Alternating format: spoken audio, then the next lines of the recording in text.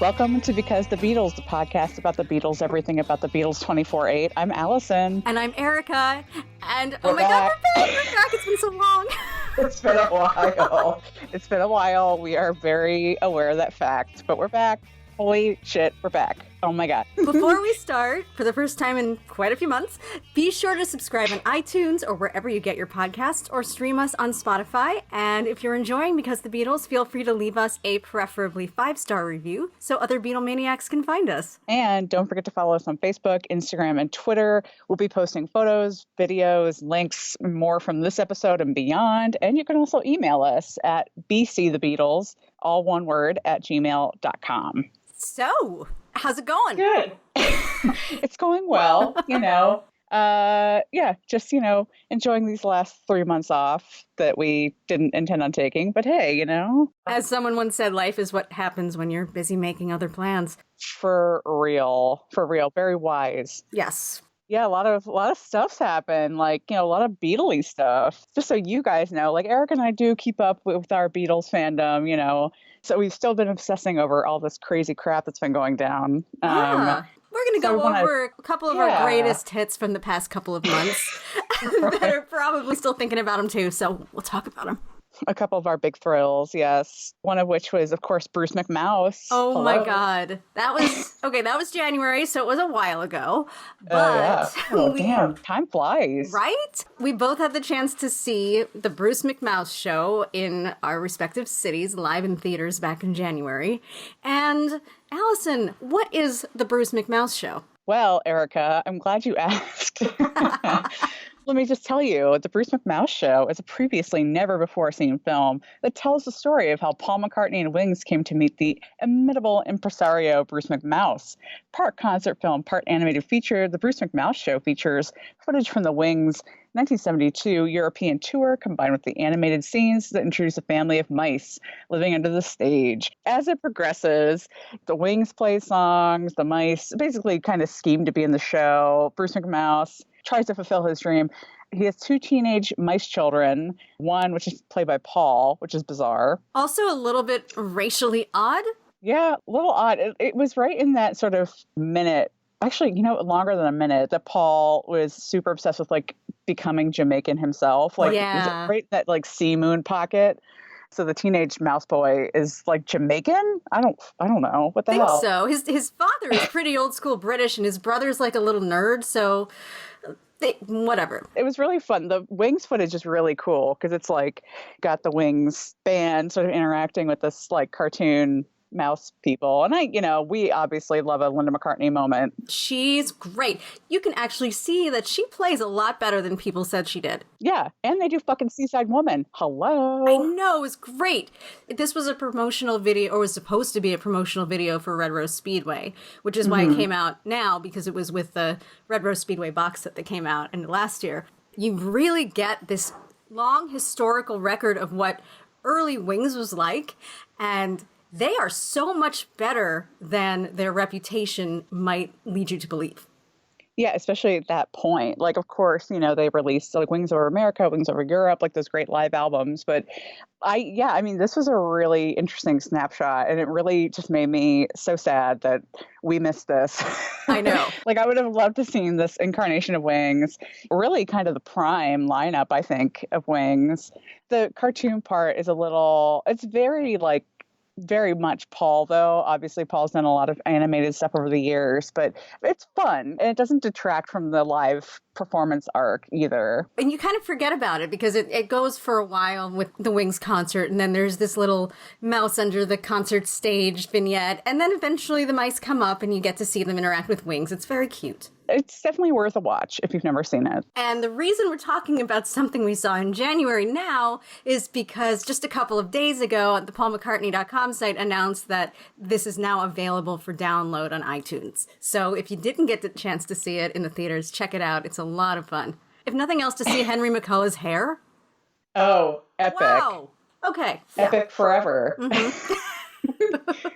Also, if we're talking about filmy type things, one thing that we didn't get to talk about during our hiatus is that Let It Be is going to be reconfigured or at least re-released thanks to Peter Jackson in time for the 50th anniversary, which this is kind of cool. I mean, I don't know. I have so many mixed feelings about this because I know Paul's going to be involved, which makes me nervous. I hate when band members get their mitts into this kind of thing. Like they are too close to it. And Paul is a big fan sometimes when he feels like it of revisionist history. So I don't know, but I'm excited for people who've never seen Let It Be. And I know that's a lot of people because it's not available. And he's got, I think, 155 hours of footage that we've never seen. Jesus, release it all. I just want just the uncut. Just let me sit in front of that thing.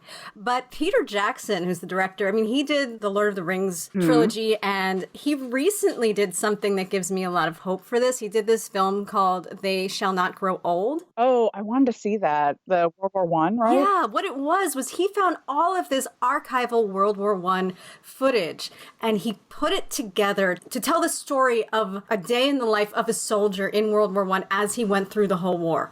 And they made the films like, older films because they were hand cranked. They're never in real time. So he sped them to the right speed. And then they colorized portions of it in a very tasteful way. And they also vocalized portions of it. Yeah, I saw that in the trailer. I thought that was so interesting. Did you see it? I saw it. Yeah, I saw it in 3D. Oh, you saw it. It was incredible. And he's one of these obsessive guys. Like, he's got a whole room full of like World War One costumes and stuff just sitting in his house. Wow. What the hell? Like he's obsessed. That's so weird. So if he's as obsessed with the Beatles as he was with this and as he was with the making of the Lord of the Rings films, then I trust him to really be true to the material. I really hope so. I mean, a lot of people, their issue with Let It Be is it could skew two ways. It's like kind of a choose your own adventure because you could tell a story of like a band who fucking hates each other, or you could tell the story that like, oh, they really just got along. They were like, it was just like old times in the studio. And it's like, I don't know. We'll probably do an episode on this closer to the anniversary, but it's like the truth has to lie somewhere in between it. I don't know.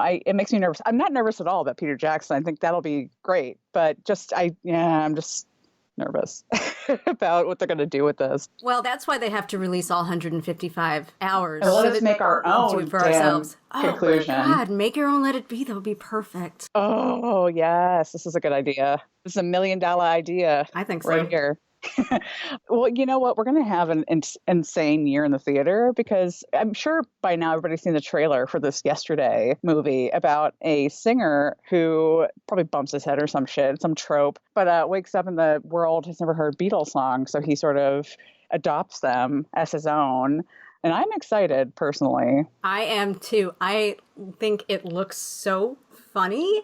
And it's just such an interesting revisionist history. I mean, the world without the Beatles. Part of me, well, I don't know why I'm on my like skeptical bandwagon today, but I know that Ed Sheeran, for example, is in the movie. And it sort of like makes me go, oh, well, there'd be no Ed Sheeran if there weren't a Beatles, or there wouldn't be this song or there wouldn't be that song. But, I'm going to give it the benefit of the doubt and just not be a curmudgeon about it. You got to suspend disbelief. When they talk about how awesome Coldplay is, obviously we wouldn't have Coldplay without the Beatles. But we just have to pretend that there was something else that filled some kind of void that wasn't quite the Beatles, but enough to make Coldplay happen.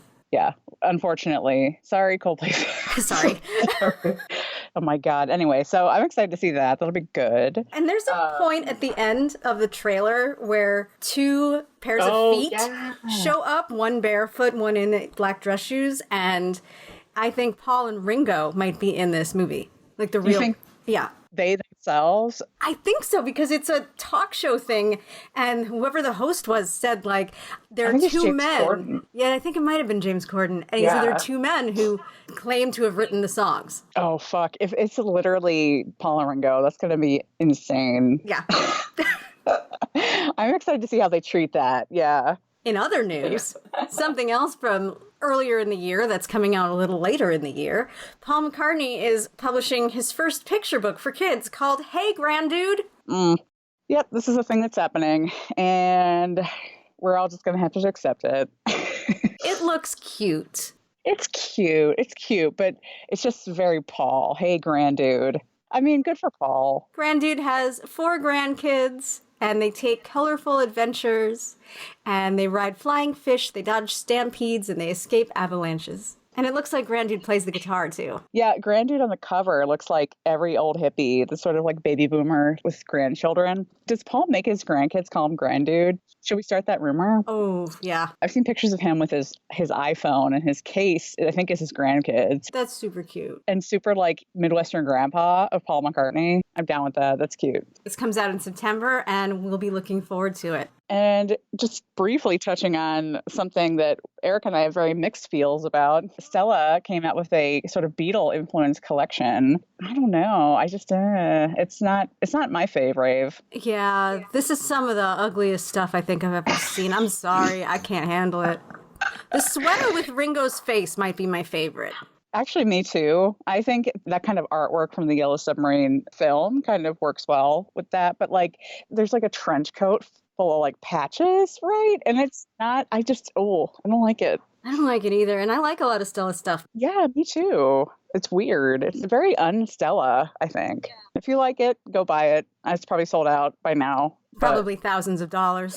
But anyway, interesting thing from the past year. Yay. Past like our hiatus. Long hiatus. We won't do it again, I promise. We won't. But we are coming back with some really exciting news. So we're so stoked to officially announce Erica and I, are going to be guests at the Beatles at the Ridge Festival, September 20th and 21st in Walnut Ridge, Arkansas. And we cannot fucking wait. This is going to be so cool. This is a small 2-day festival in Walnut Ridge, Arkansas. And why Walnut Ridge, Arkansas, you ask? Why, Erica? Why Walnut Ridge, Arkansas? There is a very specific Beatles-related story that happened there.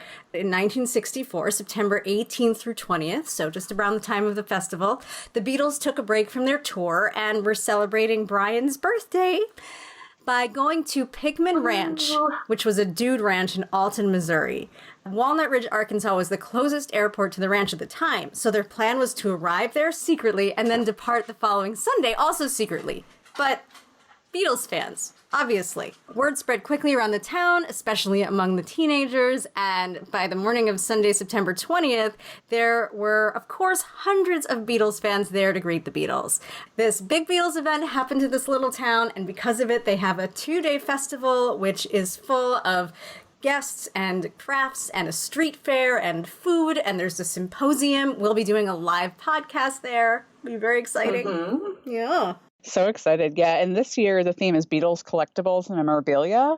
I'm super interested to see like what people are going to bring and talk about. And we'll be in very good company because other guests include Beatles author Jim Birkenstadt, who's great, and Jude Kessler, who has been on our show before. Go check her out. She was talking to us about John Lennon's Sinner or Saint when she was here. And she's also one of the organizers of the festival. So Jude is one of those people who never half-asses everything. She whole-asses everything. And there could be no more capable hands than Jude Kessler for this. So I'm so excited. I can't wait. Me too. This is my first time at the Ridge and already feel so welcome and I'm so excited. And it sounds like such a fun little family. So if you've never been to Arkansas, I've never been to Arkansas. Me either. I'm excited. I think I'm going to spend a couple days in Memphis before the fest.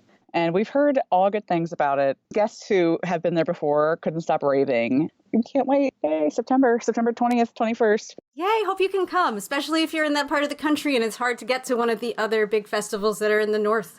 One more announcement before we hit on a little bit more news from the present day. We're going to fast forward to today, present day, yes. We are doing another edition of our Beatles Book Club, hashtag Beatles Book Club, and we are reading A Cellar Full of Noise by Brian Epstein. You may remember that we announced this on our last show, but of course, again, hiatus, hashtag hiatusgate. So we're restarting this. So pick up A Cellar Full of Noise. It's kind of a difficult one to find sometimes, but there are copies on eBay. I get, notified every day because I may or may not have an eBay alert for Brian Epstein set up.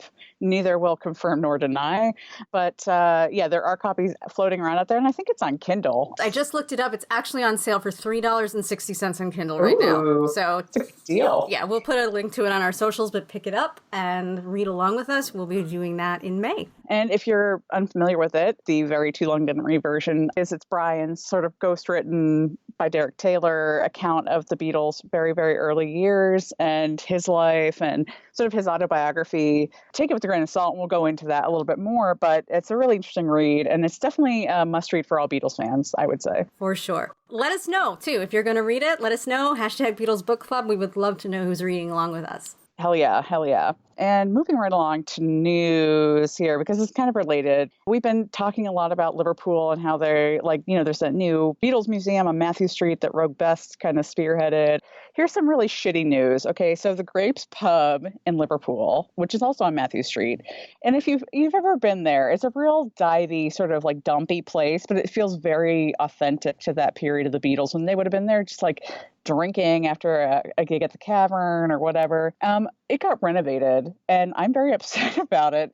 It looks like they sort of tried to swank it up a little bit, which totally defeats the whole purpose. I think they replaced the actual booth where there was a famous photograph of like the Teddy Boys Beatles sitting there drinking, and they sort of like Beatleified it more, which just makes me want to die. I'm not in love with it. The thing I loved about it so much is like you go in there and it's all drunk Liverpudlians doing like karaoke, and it's like very much like still a Liverpool hang. And I'm really hoping that won't drive away the like locals who go there to have a pint of Guinness. When they make it more touristy, they make it less authentic. Yeah. That takes us away from what I would go to Liverpool to see. Yeah, 100%. And it was so perfect. It was like perfection before. It was exactly what you would want. My cries. Anyway. All right. In other news, last week, somebody found video footage of the Beatles' only live Top of the Pops appearance. Somebody in Mexico had an 11-second silent clip from the Beatles miming along to Paperback Writer during a 1966 appearance on Top of the Pops. That's fucking awesome. See, we always say there's more shit out there. Like, check your grandparents' closets.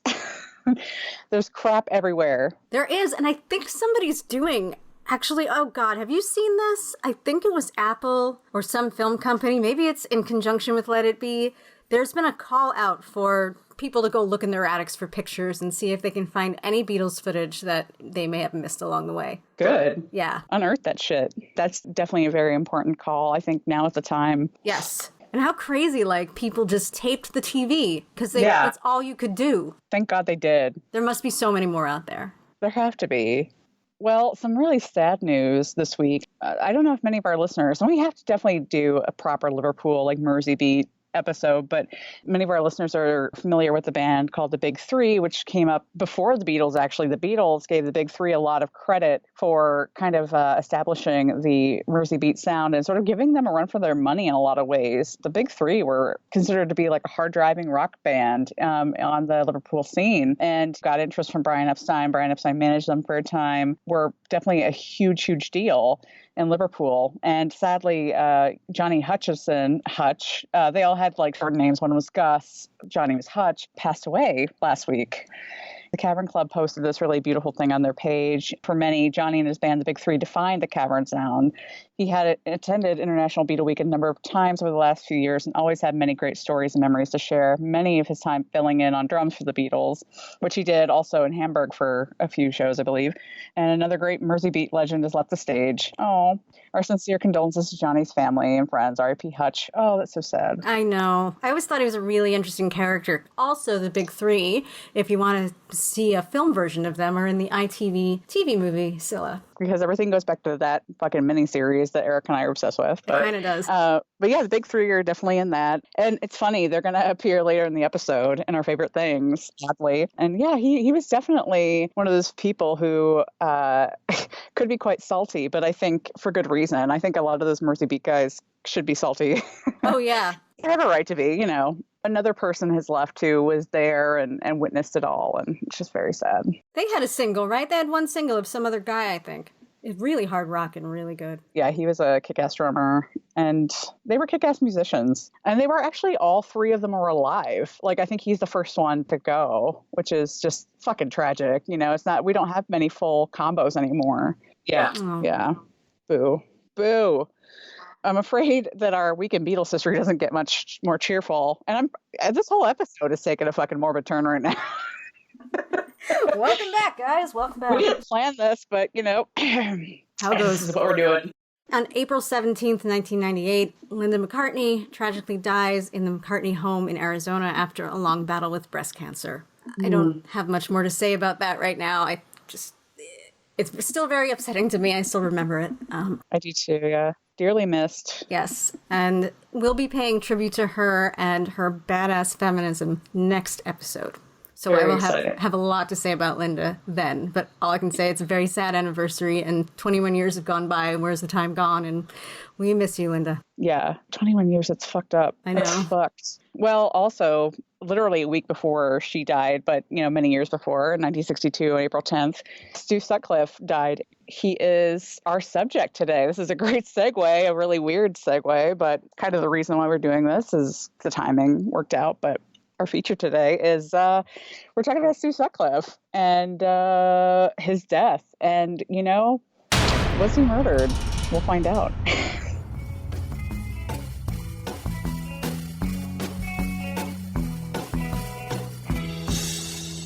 Welcome back. Let's get into talking about some Stu Sutcliffe goodness and badness and weirdness and anyway, for those of you who don't know, because Stu was sort of a very early player in the Beatles history, but very important. People debate whether he could have been called the fifth Beatle. And I think in a lot of ways, technically, he was the fifth Beatle because he was the fifth member of the Beatles from May 1960 to July 61. We could go on forever about Stu and his life and his art. He packed so much into his 21 years. It's insane. And we should do his own episode about Stu and his life. So we're going to give you just a quick Cliff Notes of him here because we want to talk about his death. Hooray. The series around that.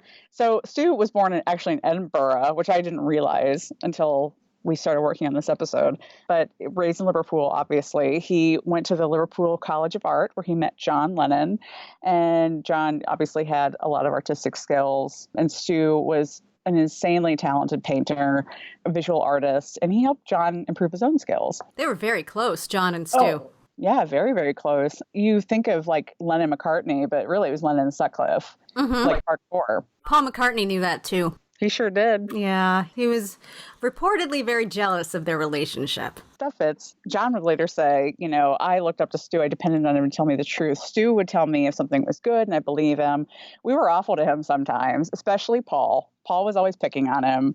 And I used to explain afterwards that we didn't dislike him, really. So Paul was always taking the piss out of poor Stu. Oh, Stu seems so sensitive, too. That probably bothered him. He was. He seemed like a very, sensitive, dark young man. I picture him to be very emo, but maybe he wasn't. Maybe it was just the hair. The hair and the glass. He always wore these Ray-Bans on stage, and he had this very, sleek, existential, which they would call it in Hamburg, but existential sort of style with the black clothes. And yeah, he was pretty hot. Oh my God. Yeah. To be honest, Stu was very fresh-faced young guy, very attractive. He was the one that introduced them to Astrid and Klaus Voormann and the people who eventually molded their style. Yeah, exactly. He was instrumental. In fact, Stu came up with the name Beatles because they were sort of spitballing ideas, and they were both huge fans of Buddy Holly's Crickets. And so Stu with John came up with that. I can credit him with that, among many other things. John and Stu also shared a flat together, and you can still go there, in Gambier Terrace, number 3 Gambier Terrace. And it was pretty much like a swinging bachelor pad, which you can imagine. Oh my God, I'm sure. Have you been? I haven't. I haven't been past there, which is crazy, but someday. Next time, because you're not going to go to the Grapes, so you can use that time. I will still get drunk at the Grapes. It's my duty. Yeah, so Stu, one fine day in Liverpool, Stu sold one of his paintings for £65. And John and Paul, by this time, they are in a band together. They're, I believe maybe this is Silver Beatles time.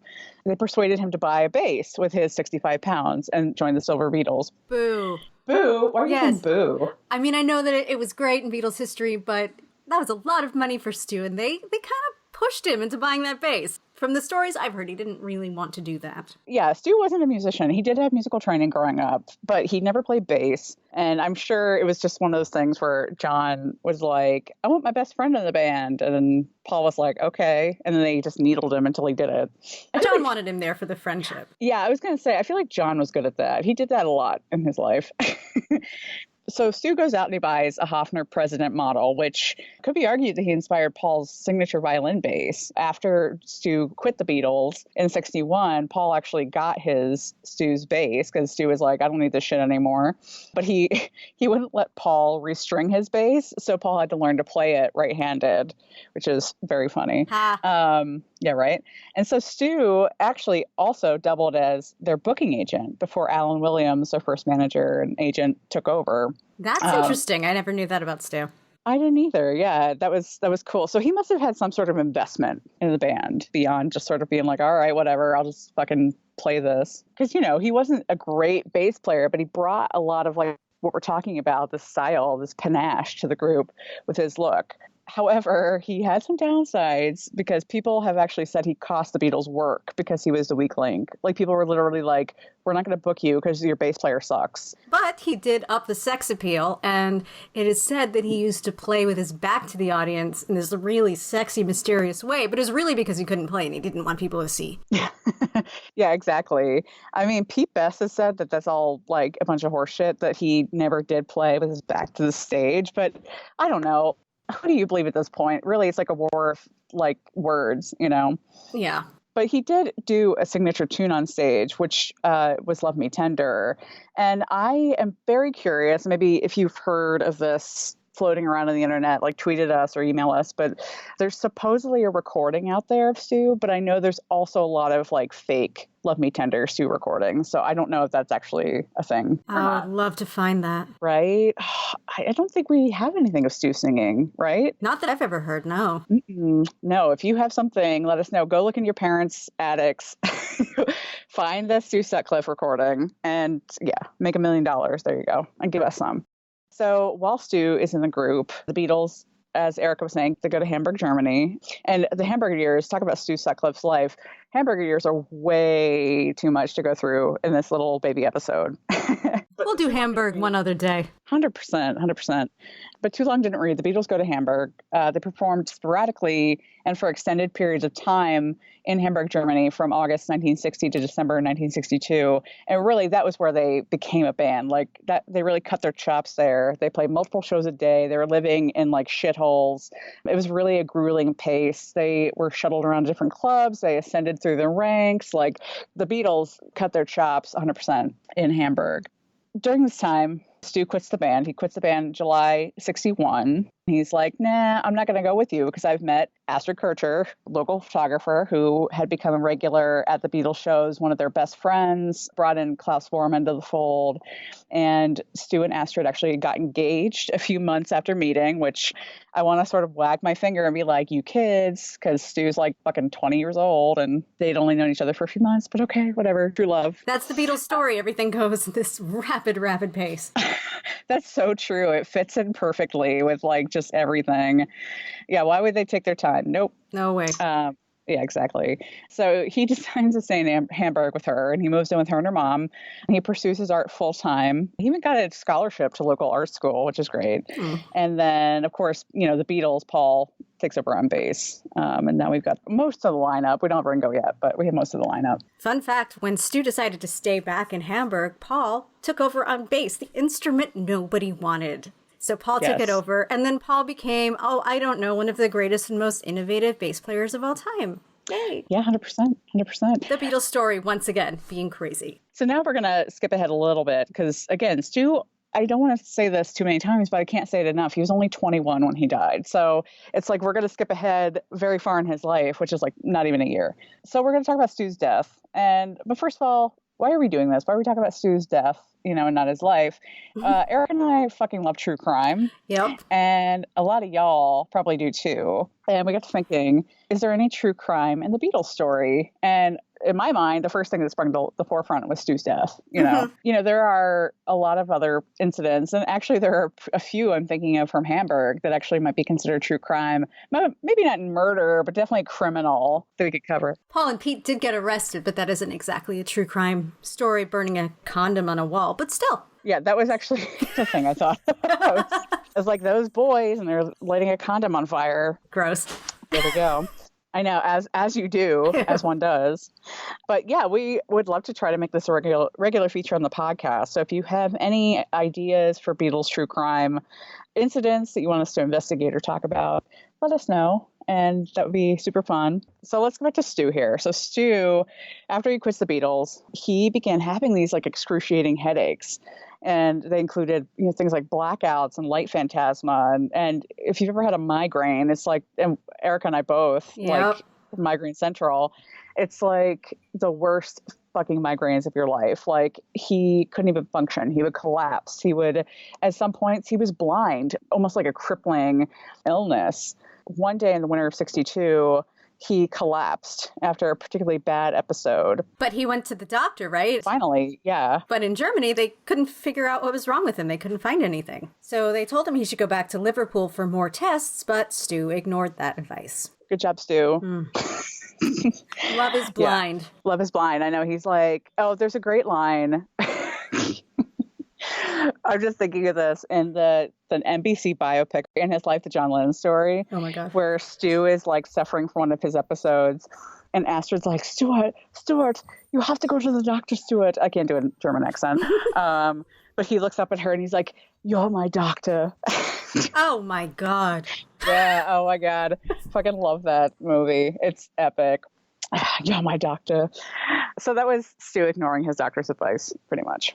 Over the next few months, Stu gets worse and worse. He even stopped going to class, which is really sad because, obviously he's like living his best life in art school. So he ended up spending most of his time in bed because he was temporarily blinded.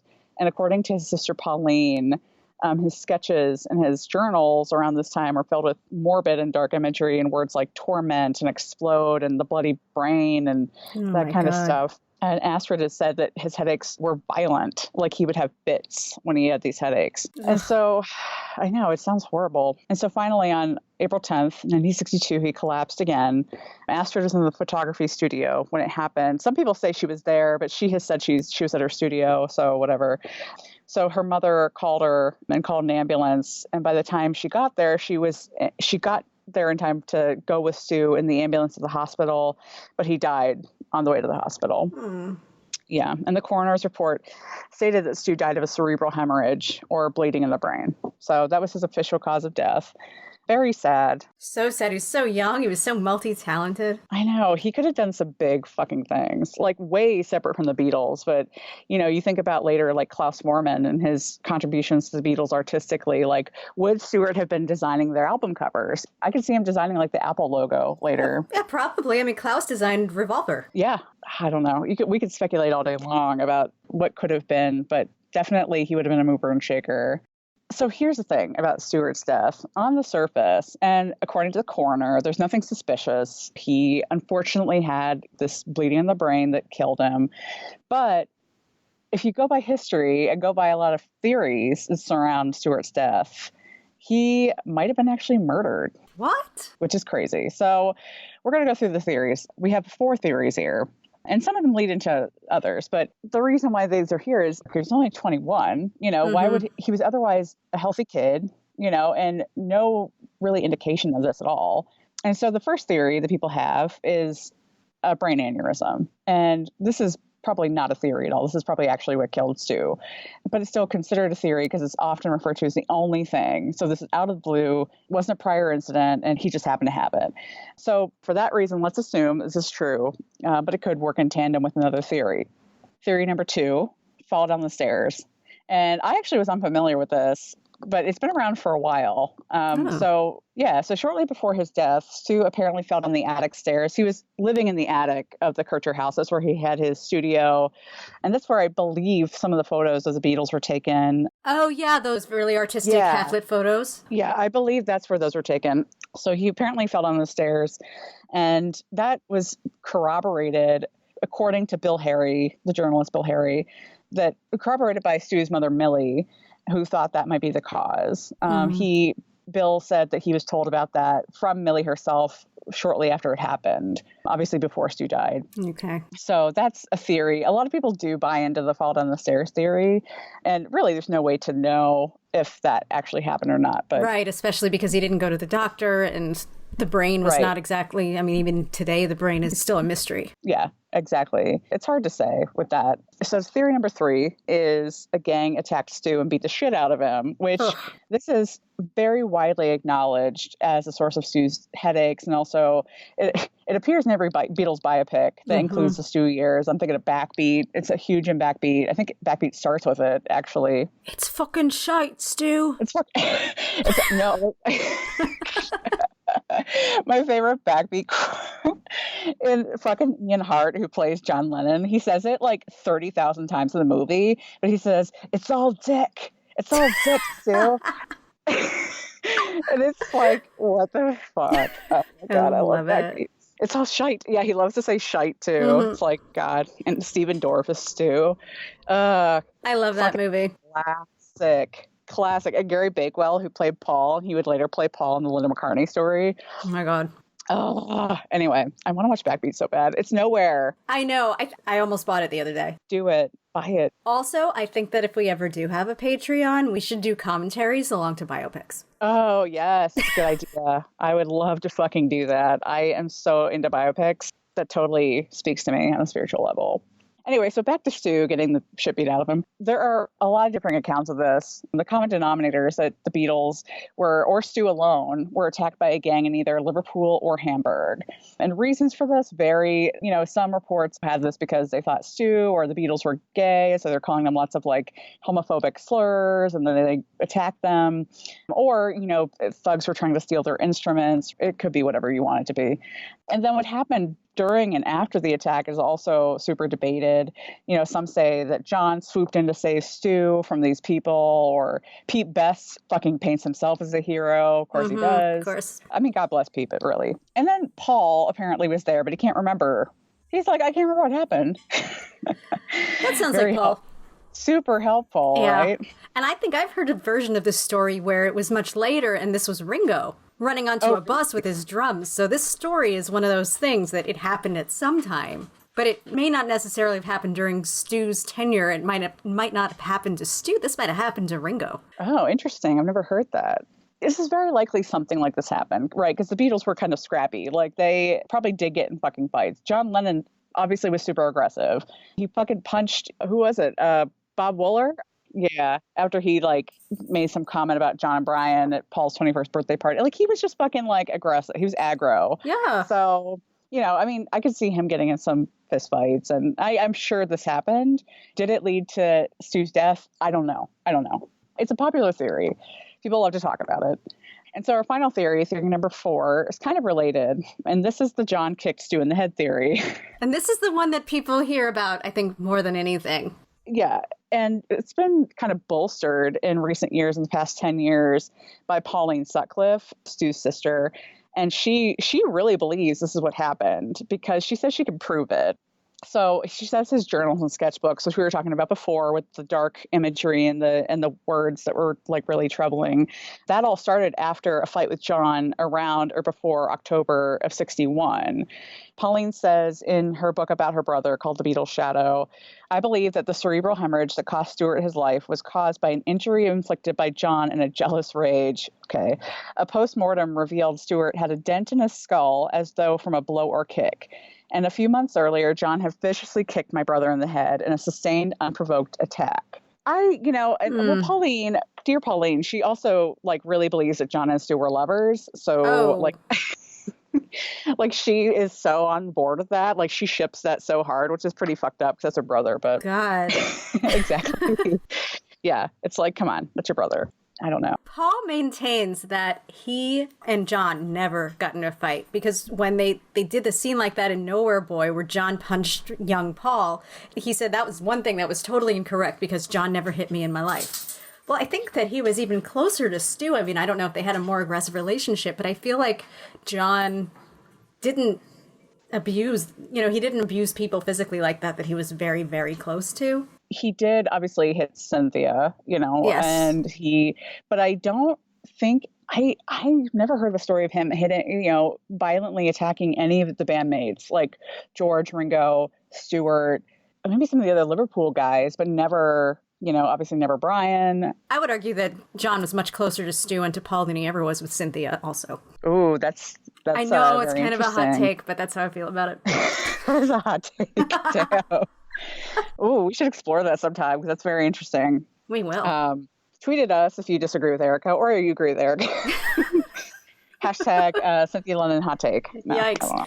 So regardless of whether or not this actually happened, John always sort of blamed himself for Stu's death, whether it was his fault or indirectly, like, if he hadn't rescued Stu from a fight quickly enough or something. And so I'm sort of confused by that because it's like, is he blaming himself because he knows he kicked Stu in the head? Like, I don't know.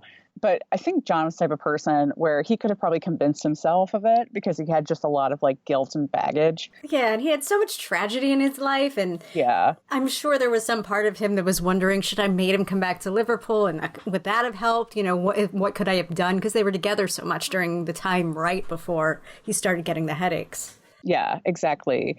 So who can really say it? Like, those are just 4 theories that sort of are out there in the ether. You can like Google them to shit, like any sort of conspiracy theory.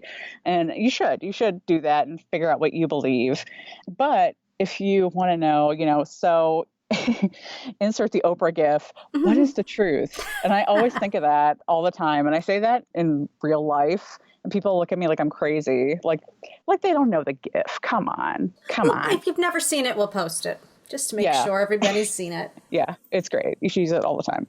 So what really happened to Stu? So it's obviously hard to say with 100% certainty what happened to him, or if he was, quote unquote, murdered via a blow to the head, either by thugs or John Lennon. But there is a really interesting piece of information floating around on the internet. It's a medically informed post-mortem that was written by a neuro nurse in 1995. I guess it's a she. They don't really reveal their gender, but we'll just call it a she. She sort of takes the information that we know about with Stu, including the coroner's report, and his symptoms, and sort of went through it all and decided what was the most likely cause of Stuart's death. So according to her, the 2 most likely scenarios are an aneurism, which we already kind of figured out, or this thing called an AVM, which is arteriovenous malformation. And both of those are congenital deformations or whatever. Okay, well, now I'm just trying to sound fancy. Both of those conditions are present from birth. They're unrelated to any sort of blow to the head theory or any sort of external theory. It's like Stu was born with weak valves or like sort of a malformation in his brain that made this inevitable. It was going to happen no matter what. Mm-hmm. And in fact, the second sort of like disproving the blow to the head theories is the postmortem that was written finds that it would have been impossible for John to have had anything to do with Stu's death, since he likely hadn't seen him since Christmas 1961, which was the last time Stu was home before he died. And that leaves a massive gap before Stu's death. He died 4 months after that. And so the nurse said that if he had a fight in Hamburg when the Beatles were there, or in Liverpool, or with John, it's very unlikely that would have been the culprit, because Stu hadn't even been a Beatle since the previous July. So that was almost a year before he died. It would have happened way before if that were the cause. Right. But let's say he saw him in Christmas of 1961, and that's end of the year, beginning of the next year, whatever. And when did he start getting headaches? Because he didn't die right away. No, he started, actually, it's funny, his mother says that Stu started getting headaches like a year before he died.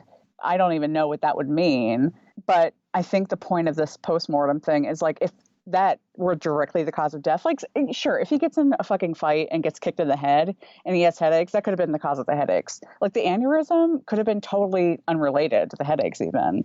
I think the postmortem mentions something about that. But the point is, like, of this is that a fight that happened when the Beatles sort of say, or it falls in the Beatles story, or when he was home in Liverpool, that couldn't have been the cause, because it would have happened way sooner. It wouldn't have taken months and months. It would have taken weeks to kill him. That does make sense. Headaches for a long time. Yeah, and that could have been, again, totally unrelated. Who knows? So the bottom line of this postmortem report is no head trauma causes cerebral bleeding and death that long after an injury. So basically he would have had to die way before that if that were the cause. So it seems likely that Stuart Sutcliffe was not murdered. But, I don't know. What do you think, Erica? I don't think that he was murdered. Certainly, I 100% believe that it was never intentional if anything happened to him.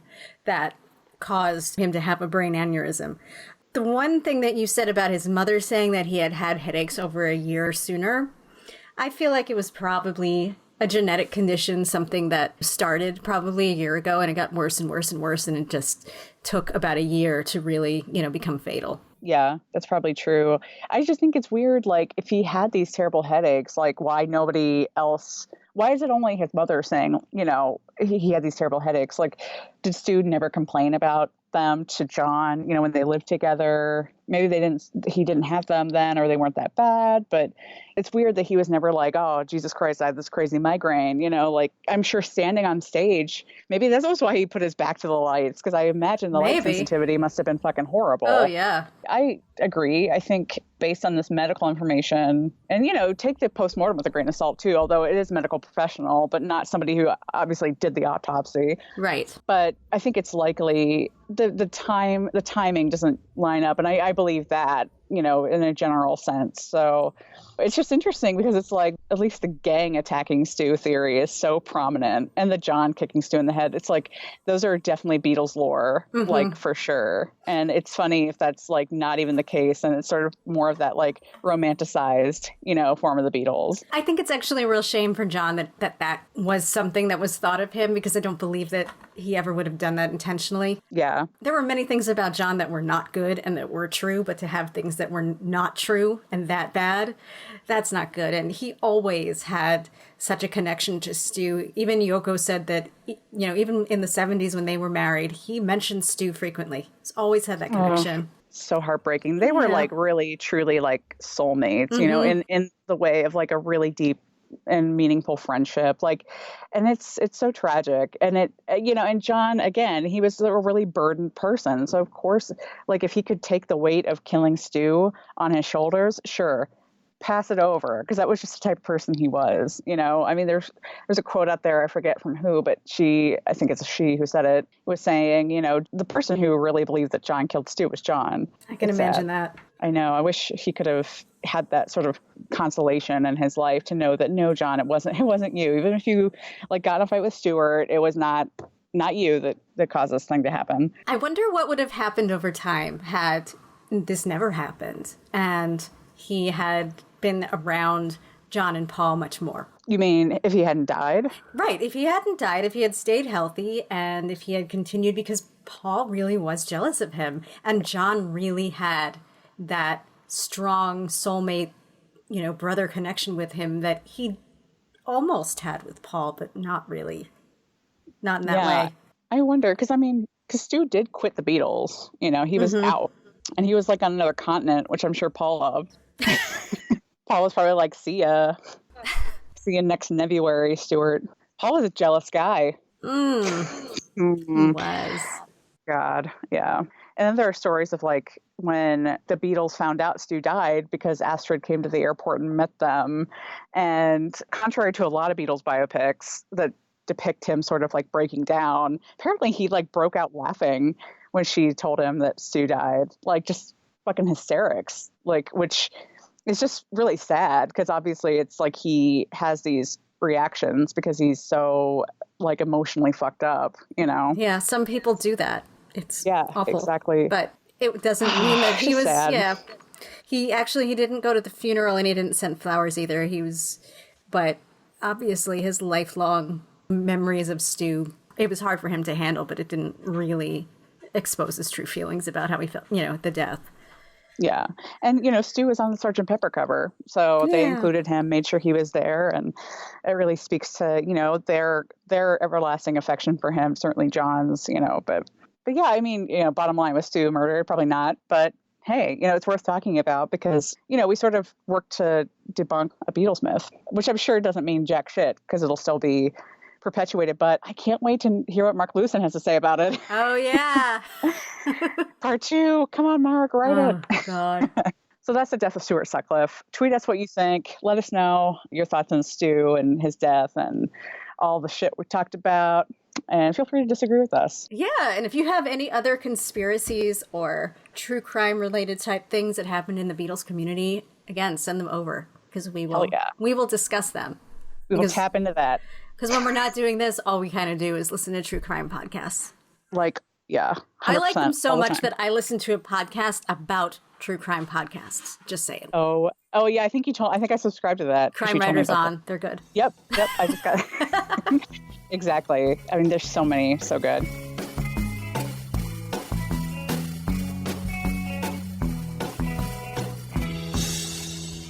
On to our favorite Beatles related thing of the week to kind of perk up this episode. Erica, what happened this week? This past Saturday was Record Store Day in the United States. I don't know if it's all over the world, but it's definitely in the United States. And that's a day when people come out and they support their local record stores. And when the record companies release special editions or new releases or remastered versions of old releases on vinyl for you to buy that day. So on Saturday, I went and I found the John Lennon release. It's called Raw Studio Mixes, and it was of Imagine. So I've only had it for a couple of days, but I will tell you that I absolutely love it. It's the tracks from Imagine as raw and unmixed and unedited and with no effects as possible. So it's That's amazing. just John and Phil Spector and Yoko were there, and Alan White and the other people that were playing with him at that time in a studio that was so close to being a home. It wasn't a totally professional studio. It had some elements of home. I think at one point you hear somebody say, please be quiet over in the kitchen right before he starts the song. So it's definitely like home, but it's so good. Some of these songs don't sound anything like the final tracks that Phil Spector made them into because they took off all the reverb and all of the things that John wanted to mask about his voice. Because he didn't like it. So you're hearing this raw, emotive John Lennon at this time. And, when he was doing Imagine, when I think he might have been at his most raw and vulnerable when he had Yoko and he was just leaving the Beatles and he had written Imagine and he was on his, peace crusades. And so you've got this snapshot of John at this time, and it is so good. If you can find it any left, I would definitely recommend getting this vinyl. And it sounds like this kind of goes hand in hand with that Imagine documentary, the BBC documentary that came out earlier this year, or late last year. Yeah. I can't remember what it's called, the Sky something. Above Us Only Sky, right? Above Us Only Sky, yeah. Yep. So, because I remember when you said the kitchen thing, it's like, I remember seeing like them sitting in a kitchen, like drinking tea before they recorded or something, So that's pretty cool. This is probably an offshoot of the Imagine remastered, the movie, everything that came out last year. And I didn't get the Imagine box set. It's possible that versions of this was in that. But this is just one album of just the raw mixes. That's amazing. And I'm sure to hear it on vinyl is really great. And I will say, out of all of them, the most surprising song is Crippled Inside. Oh, really? I love that song. I love it too. And it sounds like Paul McCartney's country songs at that time. Oh, weird. It sounds like Country Dreamer. It's got that vibe, but it's crippled inside. That's cool. It's so cool. It's my favorite track on the album for sure. Definitely check it out. I gotta try to pick this up. What record store did you go to? Generation Records in the Village, New York. Yeah, it was great. Oh, I love that store. Hidden Gem too. I mean, some of the big ones, like Rough Trade, I called them, like, yeah, we have, like, lines around the block. It's 3 hours to get in. We got right into Generation. Oh. We had such a good find. Generation, quick divergence for those of you who live in New York or just love record stores. So their sister record store used to be Bleecker Street Records. Did you ever go there? I don't think so.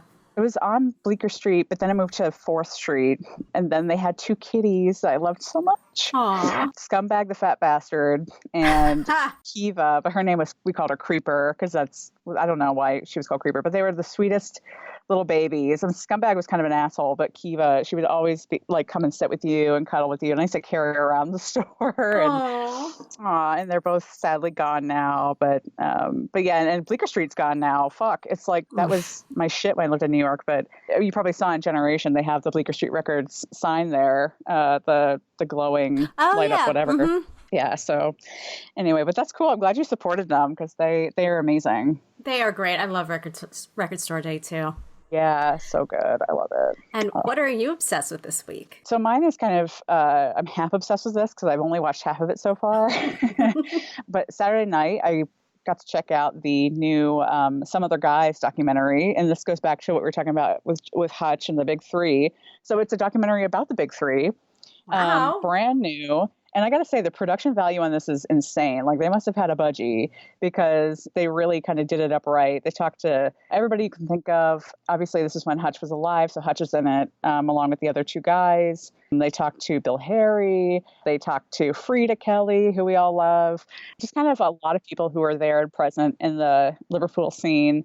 And they go through the history of the Big Three, like the band's history, but also their sort of context in the Mersey Beat, and also as it relates to the Beatles. So it's the history of the band, yes, but it's also the history of Mersey Beat and the way they fit into the Beatles story and into their larger picture of even rock and roll. There's great quotes from people like Rory Gallagher who talk about how influential they were on his musical career. And so it's really great. Wow.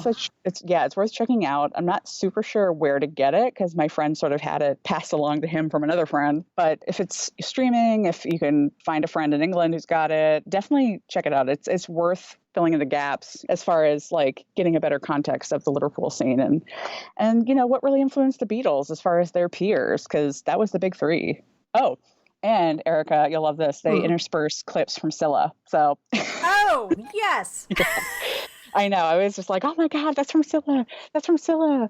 Like they show the Scylla Brian and they show the Scylla and yeah. And obviously the Big Three. And like King Size Taylor. Oh, and King Size Taylor's in it. And he looks really jacked up now. Anyway. Really? Still king size. Yeah, right.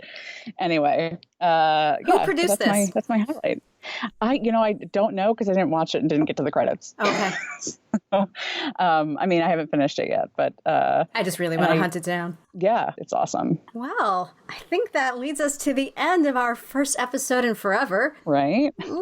Thanks as always for listening to Because of the Beatles. Thank you for sticking with us while we were gone. We won't leave you again. No, we won't. We are back. We're back. And as always, subscribe to BC the Beatles on iTunes, Apple Podcasts, or wherever you're listening right now, and give us a rating and review so other Beatlemaniacs can find us. And follow us on Facebook, Instagram, and Twitter. We'll be posting photos and more from this episode and beyond. And remember, you can always drop us a line at bcthebeatles, all one word, @gmail.com. And we'll see you next time here on Because of the Beatles. Bye. Bye.